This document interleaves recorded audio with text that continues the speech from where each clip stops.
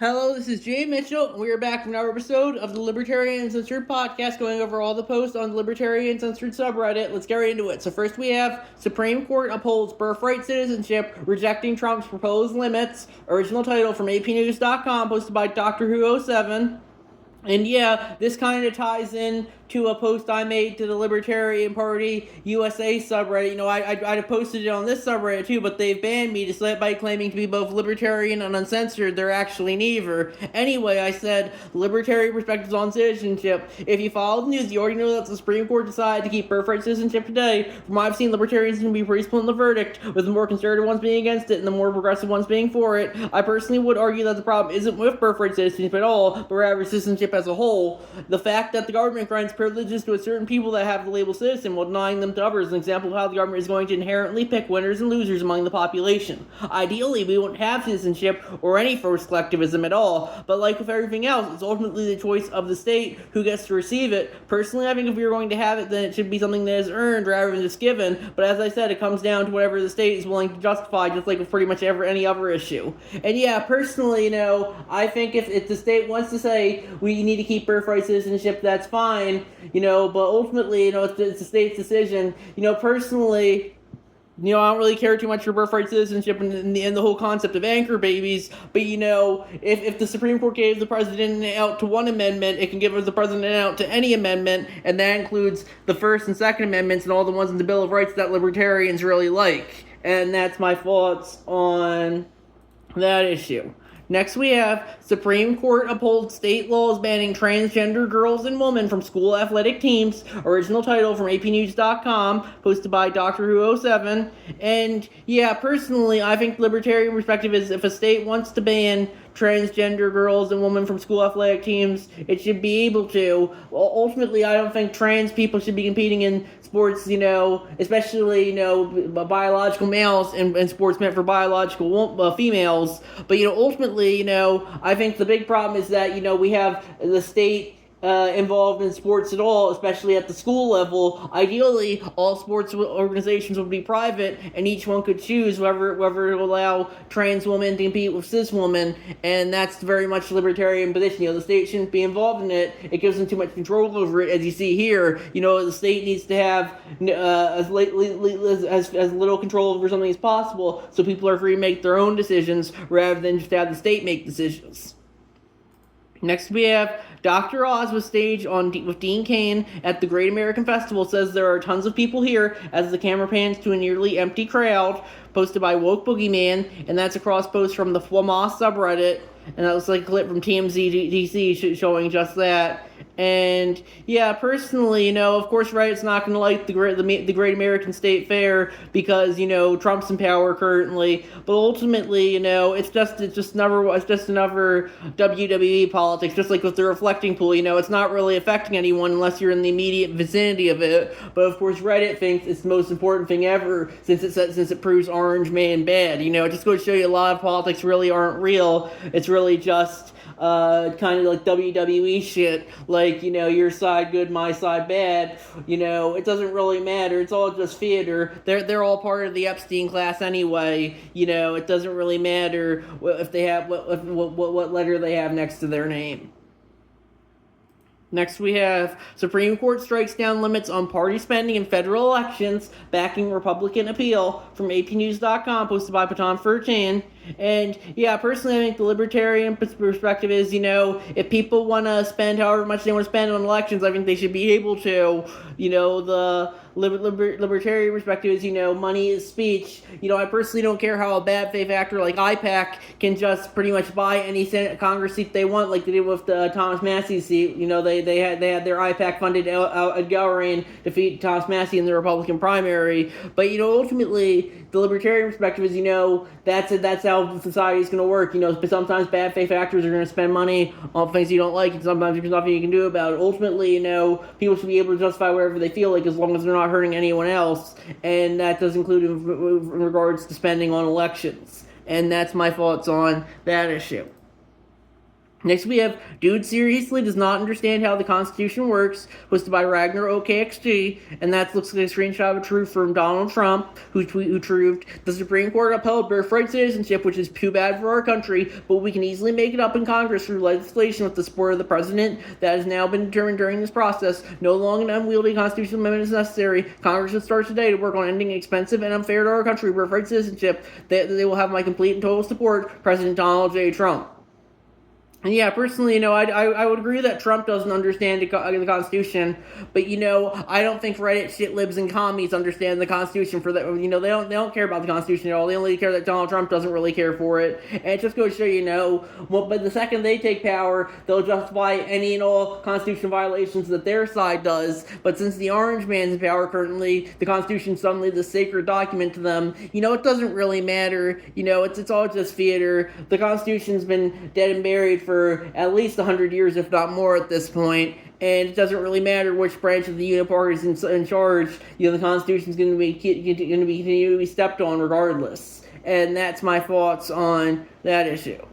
Next we have Supreme Court will consider whether laws called assault weapons bans violate Second Amendment from APnews.com, posted by Nuance Matters. And yeah, personally, I think any weapons bans would violate Second Amendment, but ultimately, it's the Supreme Court's choice. Ultimately, it doesn't really matter what the Supreme Court says, though, or what the Constitution or Bill of Rights says. It matters what people are willing to justify as long as they're not hurting anyone else. If you want to have what are considered assault weapons, you should be able to, because the government may consider any weapon it doesn't like to be an assault weapon, and that's very unlibertarian. Own whatever weapons you feel like, as long as you're not violating the NAP and hurting other people. And that's my thoughts on that issue. Next we have join LPWA Reddit, posted by Lullaby and Static, and that looks like an image they did. Libertarian Party of Washington, find us on Reddit, LPR/LPWA. Join the conversation with libertarians across Washington. More freedom, less government, real solutions.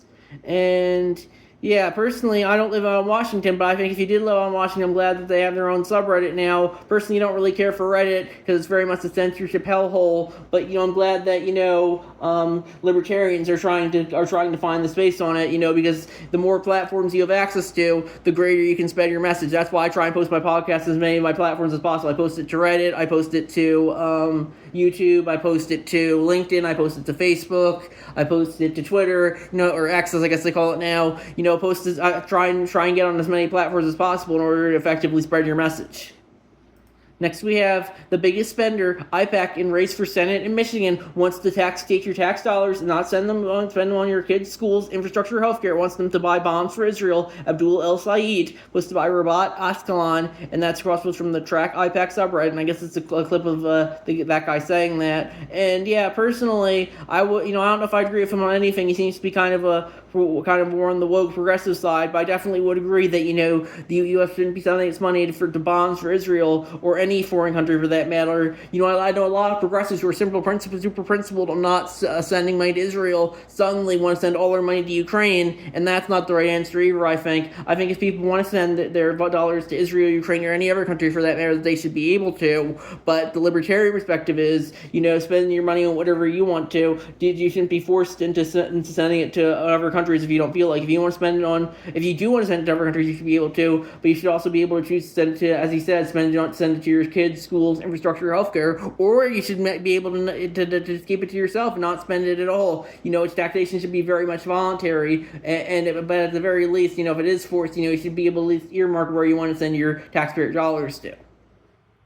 Next we have a libertarian critique of birthright citizenship from Mises.org, posted by Amugus Devilman, and that looks like Murray Rothbard's critique of birthright citizenship, I would say. And yeah, personally, I like what this one guy commented. Rothbard was a racist, misogynist, and an anti-Semite. His views should be taken skeptically, if not scarred outright. And I think that's interesting because, as I posted to the anarcho-capitalism subreddit, I shared their comment. I went to the bottom of Rothbard's Wikipedia page, and it has the following categories: 20th century American Jews, American people of Polish Jewish descent, American people of Russian Jewish descent, American people of Belarusian Jewish descent, American people of Ukrainian Jewish descent, extent, Jewish agnostics, Jewish American anti-Zionists, Jewish American atheists, Jewish American historians, Jewish American journalists, Jewish American social scientists, Jewish American philosophers, Jewish anti-communists. And it just goes to show you that, Reddit, they don't really care about anything other than, throwing buzzwords at you. They didn't respond to the argument at all. They just called him racist, misogynist, which they misspelled, and anti-Semite, and they also misspelled skeptically. And it just goes to show you that if they don't respond to the argument, they'll just use the progressive playbook and call you every name in the book, and eventually, that argument's not going to work anymore. When you do it the first time, fine, but when you do it for the millionth time, people get tired of it. It's very much the red, it's instead of the boy who cried wolf, it's the redditor who cried racist, sexist, misogynist, fascist, etc., etc. And ultimately, if you want to say that Rothbard's an anti-Semite, fine, say whatever you want to, but he was a Jew, and I think that's important to remember as well. And say whatever you want, but when you're just name calling instead of actually addressing people's arguments, that's very much a Reddit way of thinking about things. You should be actually addressing people's arguments rather than just saying, like what the top comment on my post says, even if he is all those things, that's not a refutation of his ideology. Next we have, so it has been over a week now, and I still have yet to see any Israeli government defenders come up with a defense for this psychotically genocidal post posted by a bogus devil man, and that's a tweet from Itamar Ben-Gvir, it looks like, who is Israel's Minister of National Security.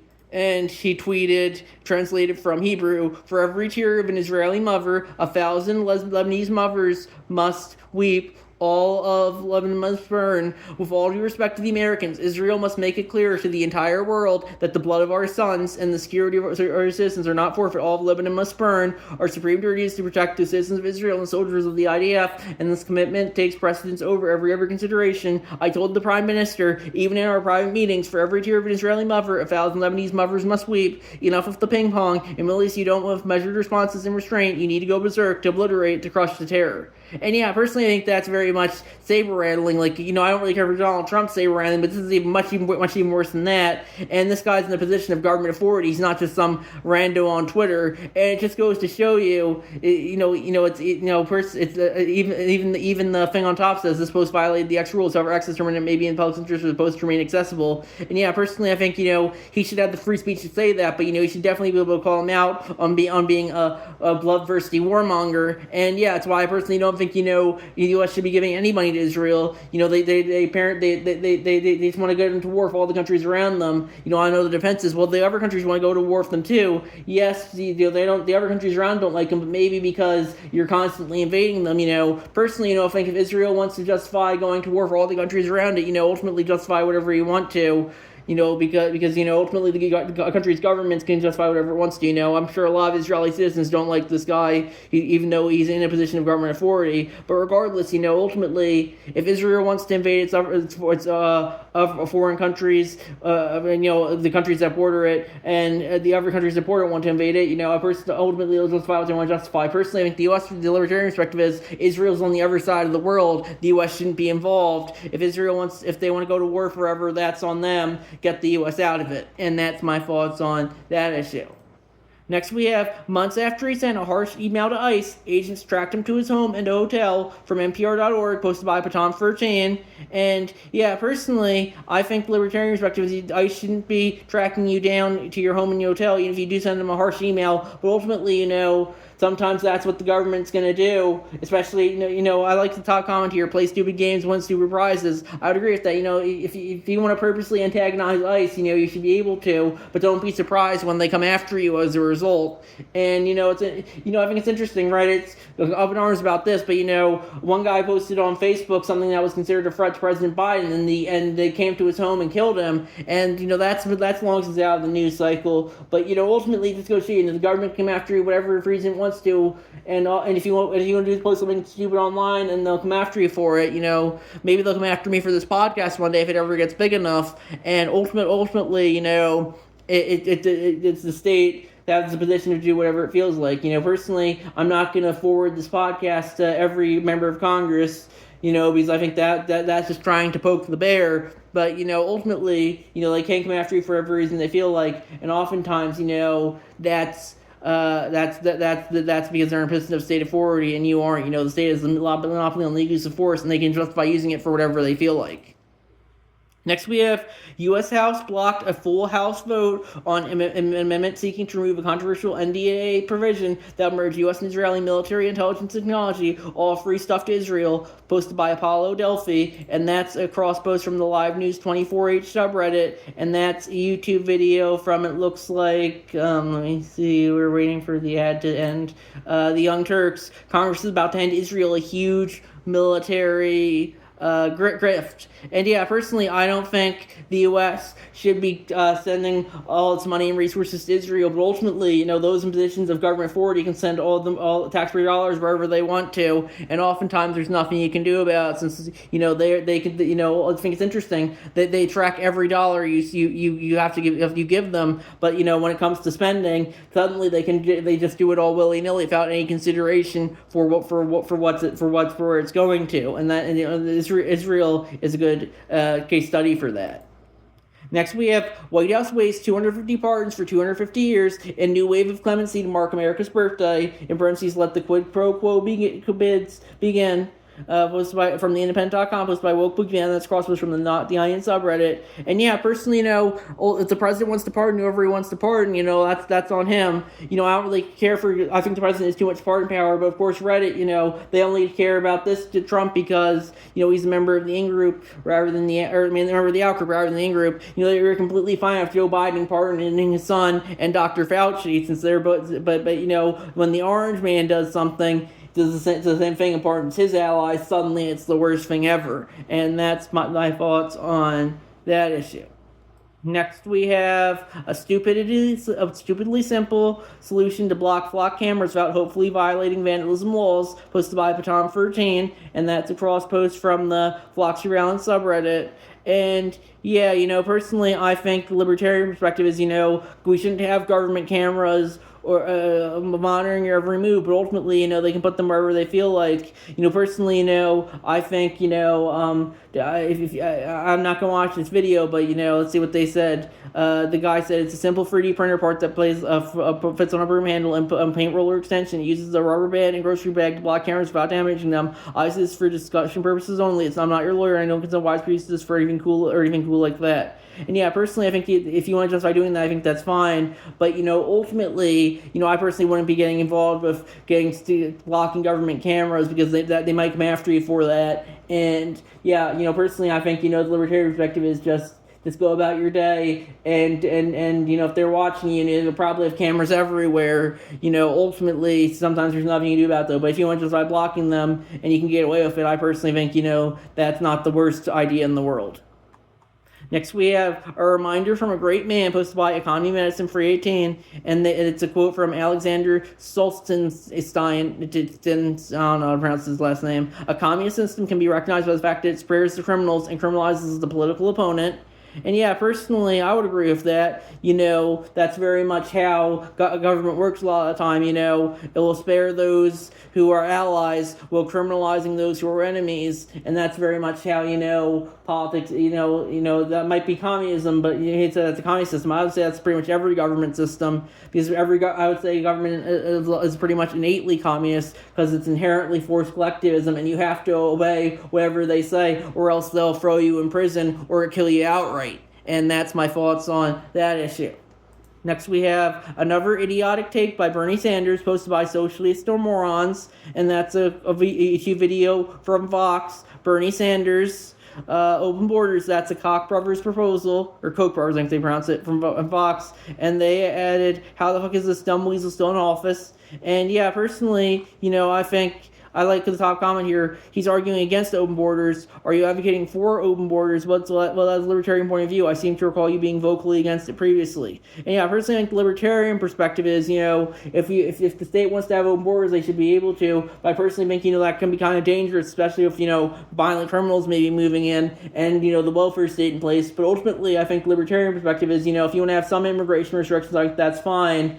But, ultimately, I think the problem is that we have state borders in the first place. We got to focus on, I would say, individual borders first and foremost. I remember when in elementary school everyone's talked about personal space. I think that's very much a libertarian perspective, which in national borders can be important as in any political borders. But I think individual borders should be what libertarians focus on first and foremost.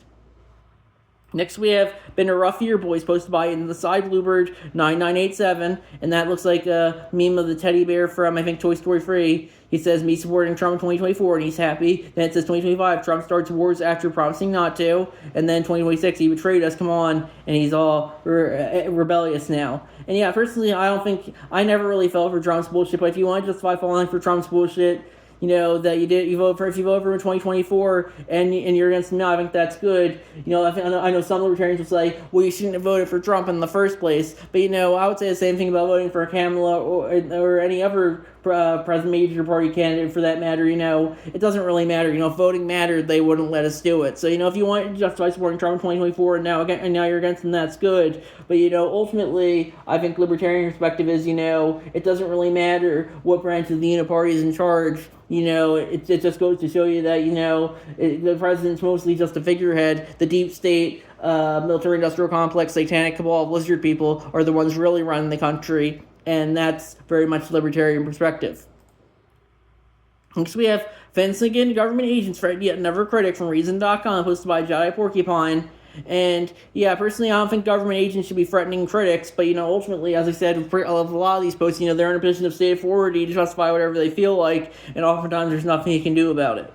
Next, we have Witch Hunt in Niger as military regime rounds up LGBTQ plus population, from TheGuardian.com, posted by LegioX. And yeah, personally, I don't really care for that. Of course, Reddit, they usually act like the U.S. is the worst country in regards to LGBTQ plus protections.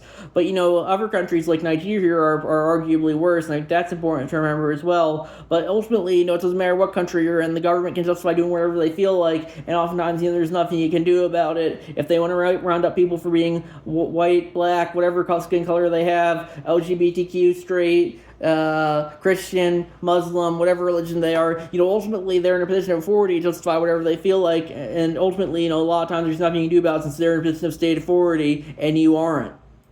Next, we have No Victim, No Crime, posted by Lullaby and Static, and that looks like a post, No Victim, No Crime, stop criminalizing peaceful people, and for victimless acts, free adults to live their own lives, and then they link to the Libertarian Party, LPWA subreddit.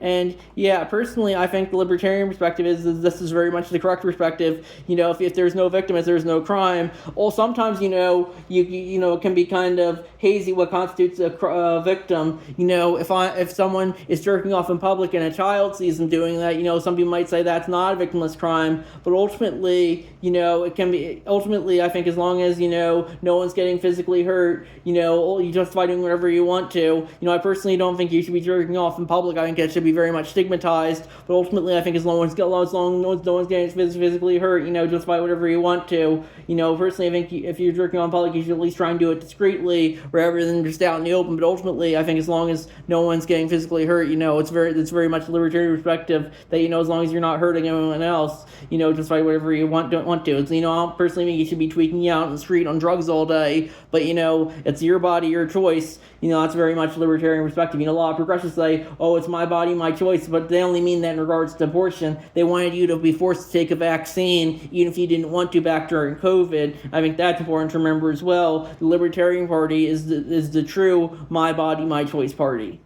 Next, we have Neil Gorsuch urges Supreme Court to correct 2 wrong turns to undermine civil liberties, from Reason.com, posted by Jai Porcupine. And yeah, personally, I think that sounds good. I personally think Neil Gorsuch is probably one of the better Supreme Court justices. I don't really like how he ruled against the birthright citizenship, because, that's clearly, because, even if I 100% don't care for birthright citizenship, I don't think the president should just be able to go against whatever amendment he feels like, whatever time he feels like. But, ultimately, I definitely do agree with I probably agree with Neil Gorsuch the most than any Supreme Court justice of the ones currently serving.